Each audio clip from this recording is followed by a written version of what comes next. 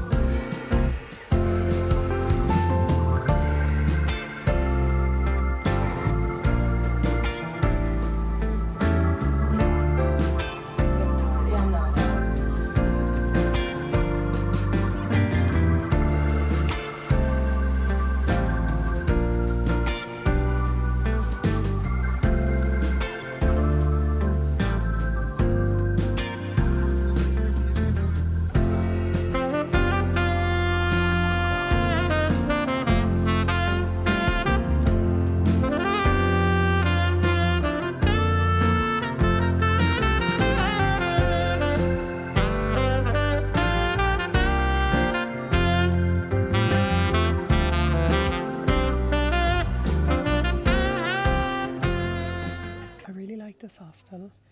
It's nice and chilled, and there's a few little nooks and corners that you can go and sit in.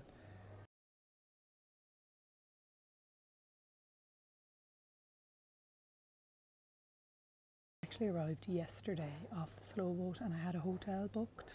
The hotel was basic enough, but it really did the job for what I wanted. It meant as well that I actually just got like a proper night's sleep, which was great and much needed. I'm going to fill you in the last few days as well because this is my first chance to actually chat because it's been chaotic. We left from Chiang Mai, and I say we because on the same kind of bus as me was another girl from my hostel who I hadn't met. It was a lovely Argentinian girl. So we actually became really good friends from travelling on the bus. So stopped off in the White Temple in Chiang Rai, and then we went on from there to the border. I was just like, look, I looked online and I could see that I could get a visa on arrival. So I was like, that's fine, I'll just get a visa on arrival. And I hadn't seen anyone talk about how difficult or not difficult it was. So I was like, perfect. Nobody has said that it's hard. Just got a bit unlucky, I think, at the Thai portion, that the lady was honestly the only rude person I've ever met in Thailand. And there was a scanner for your eyes and your fingers, and that was fun. I'd seen them before. She was like, look at the scanner, but she was saying it all in Thai, obviously, not in English. She's like, look. And I looked at it, and I was looking at it for like 2 minutes. So then I was like, oh, she surely got that. So I turned to her to like wait for her to give me my passport back. She was like, what are you doing? Look. And I was like, I was already looking at it for 2 full minutes. Like, did you not get the picture? So I went back anyway and I was looking at it, and then I was petrified to not look at it.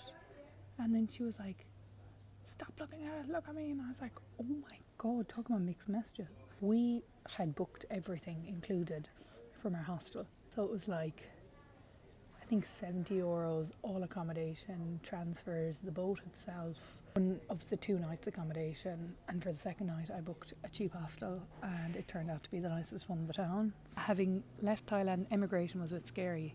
Then the Lao immigration was so disorganised. So we had to fill out all the forms.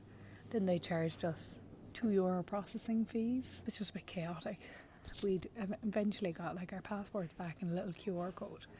We were like, oh, we'll go to a machine to pay. No machine to pay. These random women were like, yeah, you pay with us.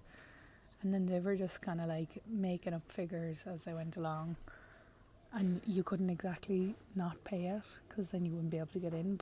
They decided on the day, and then they charged us fees as well for processing. Like, it's €2, but still it was just taking the piss. Like, it's like, oh, I'm just paying for their drinks tonight. We eventually got through anyway. We were waiting so long because our tour guide was like waiting for all of us to be together.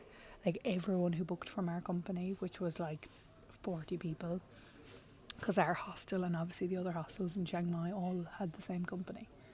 And we got through. We were waiting for our buses to bring us to our accommodation for that night that our package tour had organised. Tell me why everybody got a seat in the bus except like 6 of us, because she was like, oh, you're on the slow boat. We picked like 6 slow boat people, not us, to put on the last bus. And we were like, okay, like surely there's another bus coming. There wasn't another bus coming. We had to wait 2 hours with no explanation as to why we didn't get it, by the way. We kept asking, like, when is the bus coming? Like, can we get a taxi? And she kept saying, like, 5 minutes, 5 minutes. It was 2 hours. We had arrived at the border at 3 p.m. We had started from Chiang Mai at 9 a.m, 10 a.m. We didn't get out of immigration until 7 p.m. We were exhausted. Nobody was explaining anything to us. Then our bus finally came. I was just really glad that I had met and became friends with the Argentinian girl, because we were in the same boat. We were staying in pairs in the rooms, so we were like, obviously we'll stay together. Then we get to the guest house that they have booked for us.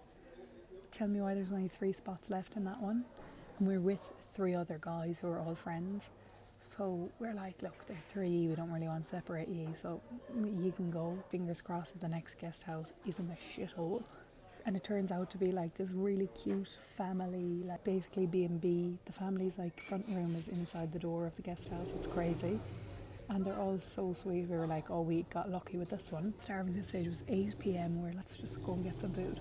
We went to like the nearest restaurant and walked in, and my Argentinian friend happened to know one guy sitting on a table with 10 people. She was like, oh, let's just join them. We sat down and we just got so lucky because everyone was so nice. We were laughing, chatting, drinking beer. Our food as well took like 2 hours to arrive, but I don't mind waiting for food because it's like a sign that it's being cooked fresh, so I was kind of happy for that. Like, yeah, there'll be a few slow boats because there's so many people here. We were wrong again. There was only one slow boat. I think there was 300 people on the boat. The first day was chaotic, but fortunately we got seats with the friends that we had made the night before. So we actually had great fun. We were playing cards. We were cramped now. Bear in mind, we were cramped. The boat was not as advertised online. Any of those like aesthetic videos you see people in the slow boats, that's the private ones. Because the public ones, it's hell in there. It's hell in there. But we were playing cards, having a good laugh, slagging each other off. It was brilliant. And really enjoyed the first day. Then I got lucky with my hostel. Had a good recommendation of a place to eat. So we ate some really nice food from Lao that night, and had a few drinks and a bit of a laugh at like a bar that was really close to my house as well. I was just boxy lucky. Following day they split the one boat because I think they realised how cramped it was into 2. I preferred the first day for the crack. The second day I was so tired, and also hanging out with those people, they were all lovely, but I haven't been used to hanging out with groups of people. My social battery was in the toilet essentially. Tomorrow we're planning on getting up super early to go to the monks' giving. Me and the monks, we go way back to the monastery. And I think we're going to go to the waterfalls as well tomorrow. I'm currently, as well as editing and all that stuff today, tagging my emails, doing a small bit of work that's kind of career related and not fun on holidays related, because I have a deadline. If I'm moving accommodation from one day to the next, I try and spend like those few hours before or after check-in to plan my next steps, because I like to have things booked and planned a week in advance. And now I've had everything booked until here. I'm staying here for 3 nights, and then I don't have anything booked. I'm going to go from here to another place in Laos called Vang Bien, and then I want to fly to Cambodia because I'm not really up for spending 2 days travelling from Laos to Cambodia. I'm going to have to organise transport, accommodation there, a lot of fun things, and then I need to upload it all into my little Google sheet that I have shared with my mom and my family so they know where I am. I have a lovely little mosquito bite. That's the first mosquito bite I've gotten though. That's a lot of information.